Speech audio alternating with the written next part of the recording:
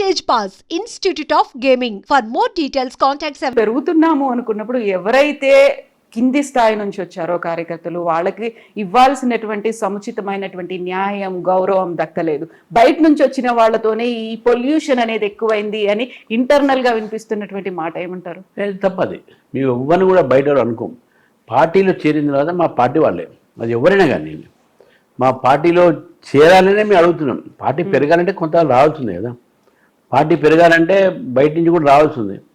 Party పెరగాలంటే కొత్త నాయకత్వం కూడా రావాలి. సో మాకు వేషజాలు లేవు, అటువంటి భేదభావాలు లేవు. ఇవన్నీ కూడా ఏంటంటే పార్టీ పెరుగుతుంది కాబట్టి కొంతమంది సృష్టిస్తున్నటువంటి నేరేషన్, మెయిన్గా మీడియా హౌసెస్, కాంగ్రెస్ పార్టీకి సంబంధించినటువంటి బీఆర్ఎస్ పార్టీకి సంబంధించిన కొన్ని మీడియాలు ఉన్నాయి. వాళ్ళు క్రియేట్ మా పార్టీలో అటువంటి ఫీలింగ్ ఏం లేదు. మేము వాళ్ళకి ఎంపీలు ఇచ్చినాము, ఎమ్మెల్యేలు ఇచ్చినాము, వాళ్ళకు మనకు చేస్తున్నట్టు మా కార్యకర్తలు ఎవరు కూడా వెనక ఊళ్ళో అందరూ పని చేస్తున్నాం కదా. ఎవరు కూడా ఆయనకి ఎందుకు ఇచ్చిన అడగట్లే. దిస్ ఆల్ మీ అందరికీ రెస్పెక్ట్ అని ఇస్తామని చెప్తున్నాం. అది చేస్తా కూడా చెప్తున్నాం. మేము కాకుంటే ఇది బయటి వాళ్ళు సృష్టిస్తున్నారు అన్నప్పటికీ కూడా మీ పేరు వచ్చింది అనుకున్నప్పుడు ఇమ్మీడియట్ గా వచ్చినటువంటి వాయిస్, లౌడ్ వాయిస్, ధిక్కార స్వరం అంటారు దాన్ని, రాజాసింగ్ గారు బయటకు వచ్చారు. ఆయన మాట్లాడారు. చివరికి ఆయన నేను లవ్ లెటర్ రాస్తున్నాను, మీకో దండం, మీ పార్టీకో దండం అంటూ ఆయన లెటర్ రాశారు. ఆ ఇష్యూని ఎట్లా చూస్తారు మరి మీరు? ఇప్పుడు కొత్త ఏం లేదు కదా దాంట్లో.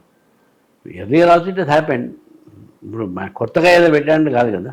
ఆయన ఇంతకుముందు వాళ్ళు చేశాడు కాబట్టి సరే, అది అధిష్టానం తీసుకున్న నిర్ణయం. అది అధిష్టాన నిర్ణయం మీద అందరం కూడా కట్టుబడి ఉంటాం అనేది మేమందరం ఆలోచిస్తాం. మేమైంది దాని మీద ఆయన మాకు శత్రువు కాదు, మాకేమీ ఏది కాదు. ఆయన ఏదో ఇచ్చాడు, అది అదేది అందరూ చూశారు. పార్టీ క్రమశిక్షణతో ఉండాలనేటటువంటి ఆలోచన ఉంటుంది. కానీ ఒక్కటి ఈ సందర్భంగా చెప్తున్నాను, no one is above party. రేపు నేను కూడా ఈ పార్టీ కన్నా పెద్ద కాదు. Every one is a party worker. నేను ప్రెసిడెంట్ అయినా మాత్రం ఏంది, నీ పార్టీ కార్యకర్తని. నేను ఎంపీ అయినా మాత్రం ఏంది, నీ పార్టీ కార్యకర్తని. నేను ఎమ్మెల్యే అయితే ఏంది, నీ పార్టీ కార్యకర్తని. పార్టీ కన్నా పెద్ద నేను అని ఆలోచించే వాళ్ళకు ఈ పార్టీలో ఏదో ఒక రోజు వాళ్ళకు తల వంచక తప్పదు, వాళ్ళు ఏదో దగ్గక తప్పదు, ఏదో రోజు వాళ్ళు రియలైజ్ కాక తప్పదు. తప్పకుండా రియలైజ్ అవుతారు, అదే పొరపాటు చేసినాం. పార్టీ తల్లి లాంటిది. మన తల్లిని మోసం చేయకూడదు, దగా చేయకూడదు. తల్లి కన్నా నేను పెద్ద అనుకుంటే ఎట్లా? ఢిల్లీకి రాజైనా తల్లికి కూర్చో కదా. సో ఇది బీజేపీకి మేము అందరం పిల్లలు అంటున్నాం. వీఆర్ ఆల్ వన్ ఇక్కడ అనే భావన మాకు ఉంటుంది. అంతేగాని no one is above party. కాకపోతే రాజాసింగ్ లేపినటువంటి క్వశ్చన్స్ చాలా వ్యాలిడ్ క్వశ్చన్స్ అనిపిస్తున్నాయి కదా. ఇప్పుడు డబుల్ ఇంజన్ సర్కార్ రావాలనుకున్నారు, అక్కడ కేంద్రంలో ఇక్కడ రాష్ట్రంలో రావాలి. ఎవరైతే కార్యకర్తలు ఉన్నారో వాళ్ళ వల్లే 8 ఎంపీలు 8 మంది ఎమ్మెల్యేలు వచ్చారు. బట్ ఇప్పుడున్నటువంటి ఈ సిచ్యువేషన్ వల్ల స్వయంగా బీజేపీలో ఉన్నటువంటి కొందరు లీడర్లే తెలంగాణలో బీజేపీ రావద్దని కోరుకుంటున్నట్టున్నారు అనే మాట ఇదే బిల్డింగ్ నుంచి ఆయన మాట్లాడారు కదా. ఎక్కడి మాట్లాడినా అంశం మీద క్లోజ్డ్ మ్యాటర్ నో. దాన్ని మనం పునరుద్ధరించే అవసరం లేదు. దానికి ఆన్సర్ దొరికింది. And the issue is with national leadership. National లీడర్షిప్లో ఉంది కానీ వాళ్ళే దాన్ని తెలుస్తారు. సో ఇప్పుడు రాజాసింగ్ ఇంకా స్టిల్ వెయిటింగ్ అనుకుంటాను. మీరు పార్టీ నుంచి సస్పెండ్ చేసినప్పటికి కూడా మీరు సస్పెండ్ చేయలే. So resignation is accepted. Okay, resignation accept అయింది అనుకుంటే బీజేపీలో లేరు అన్నట్టు. But he still having hopes, positive గా ఎదురు చూస్తున్నట్టున్నారు. కేంద్ర నాయకత్వం నన్ను పిలుస్తుంది, మాట్లాడుతుంది అనేది, ఉప ఎన్నిక రాదు గోషా మహల్లో అనే మాట అక్కడ కార్యకర్తలతో చెప్తున్నట్టున్నారు. నేను దాని విషయం కామెంట్ చేసుకోలేదు, ఎందుకంటే అది టూ హైపోథెటికల్ అయిపోతుంది. అది నేనే ఇప్పుడు రాజీనామా చేయట్లేదు, ఉప ఎన్నిక కూడా రాదు. దాని మీద నేను హైపోథెటికల్ క్వశ్చన్స్ అవి ఆన్సర్ అని. ఓకే, సో అది రాజాసింగ్ ఇష్యూ. అదే రోజు ధర్మపురి అరవింద్ గారు ఎందుకు రాలేదు మరి? ఉంటుంది, అది వాస్తవం కూడా. తర్వాత ఇంటికి పోయి వచ్చాను. It was not well. ఇప్పుడు ఏమవుతోంది? బండి సంజయ్ గారికి ఈటెల రాజేందర్ గారికి మధ్యలో ఆ కరీంనగర్ వరకే పరిమితమైందా? అది నియోజకవర్గానికైనా మొత్తంగా ఎఫెక్ట్ అనేది, ఇంపాక్ట్ బీజేపీ మీద ఎట్లా ఉండబోతుంది?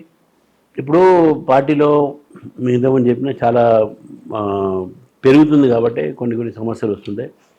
ఏ సమస్యకైనా ఒక పరిష్కారం ఉంటుంది. మేము ఈ పరిష్కారాన్ని కూడా ఇద్దరు మాకు ఇంపార్టెంట్ లీడర్స్, ఇద్దరు కూడా మాస్ లీడర్స్, ఇద్దరు కూడా బ్యాక్వర్డ్ క్లాసెస్ నుంచి వచ్చినటువంటి లీడర్స్. మాకు ఇద్దరు ఇంపార్టెంట్. వాళ్ళిద్దరూ కూడా పార్టీకి చాలా అవసరం, చాలా కావాల్సిన వాళ్ళు. ఏదైనా ఉంటే తప్పకుండా నా నా నా దృష్టిలో ఇదంతా కూడా పైన ఢిల్లీ నాయకులు తెలుసు, అది నేషనల్ పార్టీ కాబట్టి ఇది డెఫినెట్గా దాంట్లో వాళ్ళు చొరవ తీసుకొని ఈ ఇష్యూ సాల్వ్ చేస్తారు. ఇదేం పెద్ద ఇది కింది దాకా పోయే ఇష్యూ కాదు, ఇది అది అక్కడెక్కడే సెటిల్ అయిపోతుంది, పోయిస్తాను. యూజువల్గా ఇలాంటివి ఏమైనా అంతర్గతమైనటువంటి విభేదాలు ఉన్నాయి అనుకున్నప్పుడు ఈ శ్యామా ప్రసాద్ ముఖర్జీ భవనం వేదికగా ఇంటర్నల్గా జరగాల్సినటువంటి మీటింగ్స్ అన్ని, అది కార్యకర్తల సమావేశాల్లో కావచ్చు, లేకుంటే మీడియా ముందు కావచ్చు, మాట్లాడుకోవడం అనేది పార్టీ గురించి డిస్కషన్స్, అది కూడా నెగటివ్గా వస్తుంది. రామచంద్రరావు గారు వచ్చిన తర్వాత ఏంటి ఇలా జరుగుతుంది అనేటువంటి ఒక వాదన భావన కూడా వచ్చినట్టుంది. నేను చెప్తున్నా, don't wash your dirty line in public. ఇప్పుడు చెప్తున్నాను, ఎవరికైనా బాధ ఉన్నా ఏది ఉన్నా కూడా మీరు రూమ్లో పోయి చెప్పండి, రూమ్లో పోయి కుట్లాడుకోండి, చంపల మీద వేసుకోండి, ఎంతగానే ఇది పబ్లిక్లో వచ్చి మాట్లాడటం అనేది ఇది పద్ధతి కాదు. తర్వాత ఇది రామచంద్రరావు గారు వచ్చినప్పటి నుంచి ఇష్యూస్ కావు, ఇది రామచంద్రరావు వచ్చినప్పుడు ఇష్యూస్ ఏదైనా ఉంటే దానికి నేను జవాబు చెప్పుకుంటా. అది ఎప్పటి నుంచో రగులుతున్న ఇష్యూస్లో ఎవరైనా మాట్లాడినంటే దానికి నేను జవాబుదారీ కాను కదా. ఎప్పటి నుంచో రగులుతూ ఉన్నప్పుడు కేంద్రం పిలుస్తోంది, ఒకరు కేంద్ర మంత్రి, ఒకరు ఎంపీ, ఆయన స్వయంగా కుటుంబ సభ్యులతో కలిసి ప్రధానమంత్రి నరేంద్ర మోదీ దగ్గరికి వెళ్ళి వచ్చారు. అయినప్పటికీ పాసిఫై ఎందుకు చేయలేదు? ఆ ప్యాచప్ అనేది ఇప్పుడు చేస్తారు అంటే ఒక గ్రావిటీని అసెస్మెంట్ చేయలేకపోతే డెఫినెట్గా ఇద్దరు మాకు కావాల్సిన వాళ్ళు, ఇద్దరు ఇంపార్టెంట్ లీడర్స్, ఇది మా పార్టీ మంచికి ఇద్దరు మాట్లాడేటటువంటి స్టెప్ తీసుకుంటుంది, పార్టీ తీసుకుంటుంది. సో ఇంటర్నల్ గా రూమ్ లోకి వెళ్ళండి, మీరు కొట్టుకోండి, బయటికి రండి అంటే వాళ్ళని చిన్నపిల్లలు కాదు, వాళ్ళకు ఒక స్టేచర్ ఉంది, చాలా సీనియారిటీ ఉంది, ఇంత ఎక్స్పీరియన్స్ ఉంది, వాళ్ళకంటూ పర్సనల్ గా కొన్ని ఈగోస్ అనేవి ఉంటాయి, క్యాడర్ ని చూసుకోవాలి అనేది ఉంటుంది. రాజకీయాల్లో ఈగోస్ అనేవి ఉండకూడదండి మనం, ఎందుకంటే రాజకీయాల్లో డెఫినెట్గా you must keep aside all our egos. ఎందుకంటే మన larger aim is come to power, larger age is party interest. ఇది ఉన్నప్పుడు ఈగోస్తో పోతే మన ఇండివిజువల్ అయిపోతాం. సో దిస్ పార్టీ మా దగ్గర నేర్పే చిన్నప్పటి నుంచి nation first, party next, family last, ఇది మా దగ్గర ఉన్నటువంటిది. ఆ లెవెల్లోనే పోవాలని చెప్పేసి నాయకులు కానీ కార్యకర్తలు కానీ ఆ లైన్ తీసుకోవాలని చెప్పేసి నేను కోరుతా ఉన్నాను. ఇప్పుడు ఈటెల రాజేందర్ గారికి బీఆర్ఎస్ పార్టీ నుంచి బయటికి రావడానికి ఏదైతే ఒక సఫకేటింగ్ అట్మాస్ఫియర్ కనిపించిందో దానివల్లే బీజేపీలోకి వచ్చారు. ఇప్పుడు కూడా అలాంటి పరిస్థితులే ఇక్కడ ఉన్నాయి కాబట్టి ఆయన బయటికి వెళ్తారు, కొత్త పార్టీ పెట్టుకుంటారు అనేది వినిపిస్తున్నాయి కదా.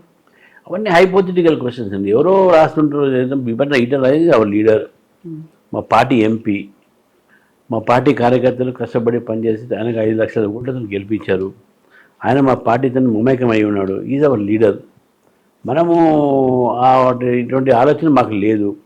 ఆయన పార్టీలో ఉంటాడు అనేది మేము నమ్ముతున్నాము. He is our man. ఇవన్నీ కూడా బయట క్రియేట్ చేసినటువంటి మన ఇంతకుముందు చెప్పినట్టు మీడియా క్రియేషన్స్.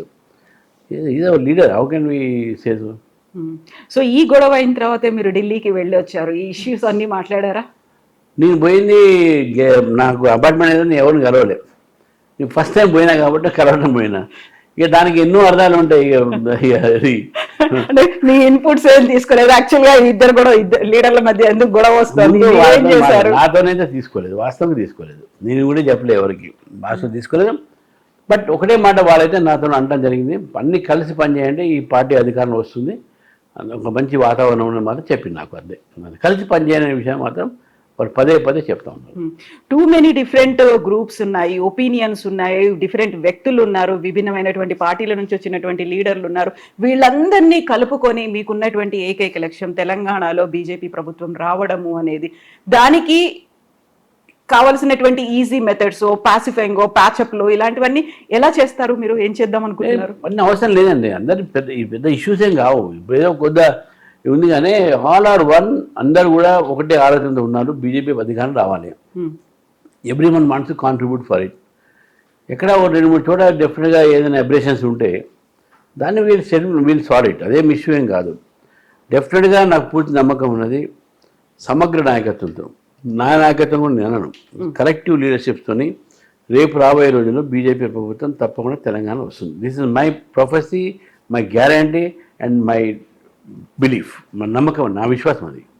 సో కార్యకర్తల దగ్గర నుంచి రియాక్షన్స్ అనేవి ఎలా ఉన్నాయి?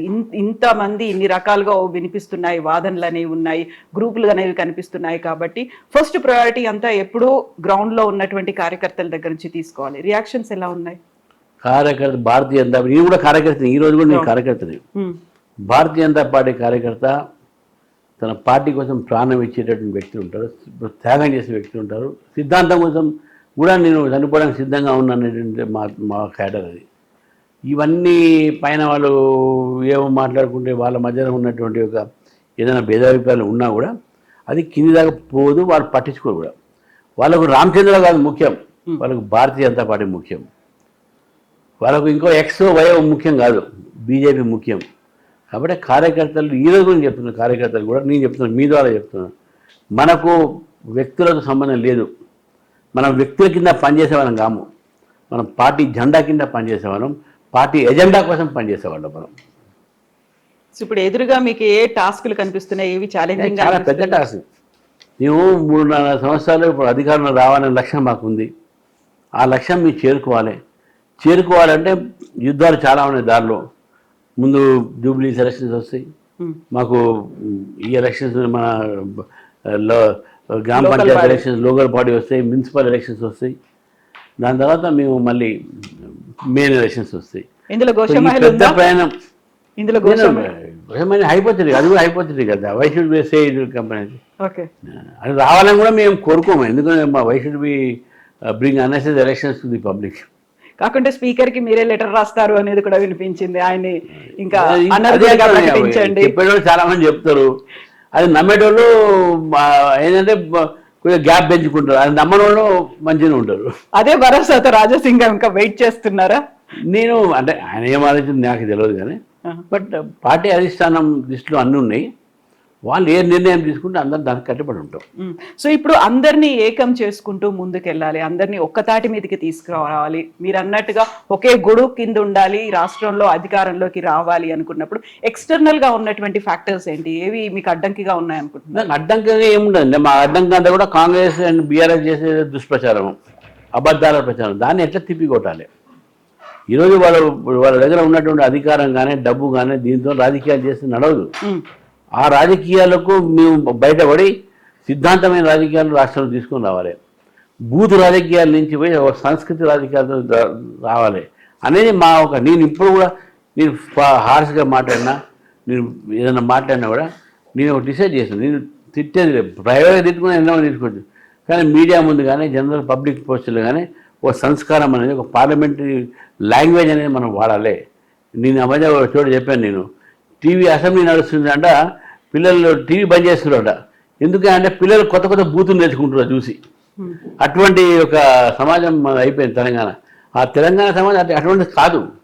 మనకు సంస్కారం ఉన్నది, మనకు భాష ఉన్నది, మనకు ఒక ఆలోచన విధానం ఉంది. ఇది కాదు కదా. తెలంగాణ బూతుల కోసం వచ్చిందా? తెలంగాణ కొట్లాడ కోసం వచ్చిందా? తెలంగాణ దోచుకోవడానికి వచ్చిందా? ఇది కాదు కదా. సో ఇప్పుడు బోల్డ్ అని ఇష్యూస్ మీద అటు బీఆర్ఎస్ ఇటు కాంగ్రెస్ పోటీ పడుతున్నాయి. అందులో కాళేశ్వరం ప్రాజెక్ట్ కావచ్చు, ఫోన్ ట్యాపింగ్ ఇష్యూస్ కావచ్చు, వీటన్నిటి గురించి. సో బీజేపీ వాయిస్ ఎక్కడుంది? ఇప్పుడు అది గవర్నమెంట్ ఒక ఎంక్వైరీ పెట్టింది. మాకు ఈ గవర్నమెంట్ ఎంక్వైరీ మీద నమ్మకం లేదు. ఎందుకంటే బీఆర్ఎస్ కాంగ్రెస్ ఎప్పటికైనా వాళ్ళు ఇద్దరు కొమ్ముకై దాన్ని క్లోజ్ చేస్తారు.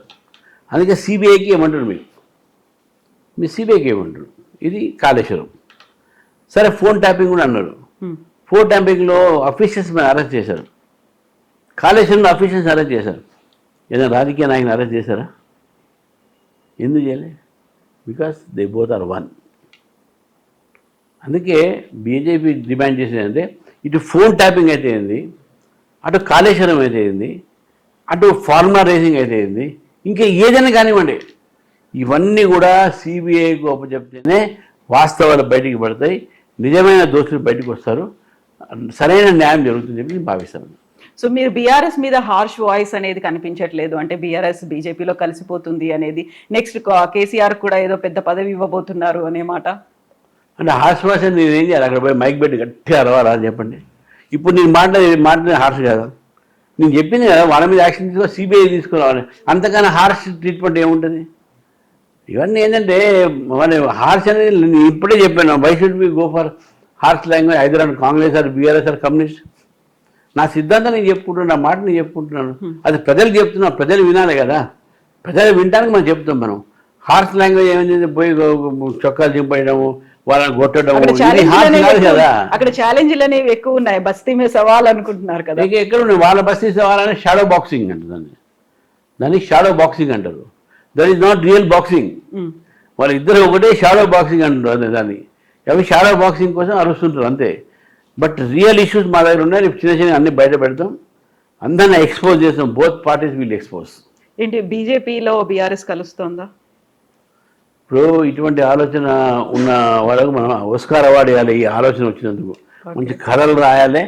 సినిమాలు వీళ్ళకు ఇక్కడ పాలిటిక్స్ పనికి రావాలి, సినిమా కథలు రాయాలి. సో సడన్ గా వైస్ ప్రెసిడెంట్ గారు ఎందుకని రాజీనామా చేశారు? ఆ ప్లేస్ లో మీరు కావాలని ఆయన రిజైన్ చేయించారు, ప్రెషర్ పెట్టారు అనే మాట. అది మరి కాన్స్టిట్యూషన్ పోస్టు, అది పొలిటికల్ కామెంట్కు అది ఉండదు. ఎందుకంటే అది purely constitution post vice president. కారణాలు హెల్త్ దాని కారణం ఆయన చెప్పారు, మనం నమ్మాలి అంతే. మన తెలుగు వాళ్ళని ఎవరినైనా అక్కడ అపాయింట్ చేస్తున్నారా, ఎవరన్నా నిలబెడుతున్నారా? వారిలోకి బోల్డ్ పేర్లు అయితే వినిపిస్తున్నాయి. అంటే ఒక సీట్ ఖాళీ కాగానే చాలా పేర్లు నిలబడతాయి.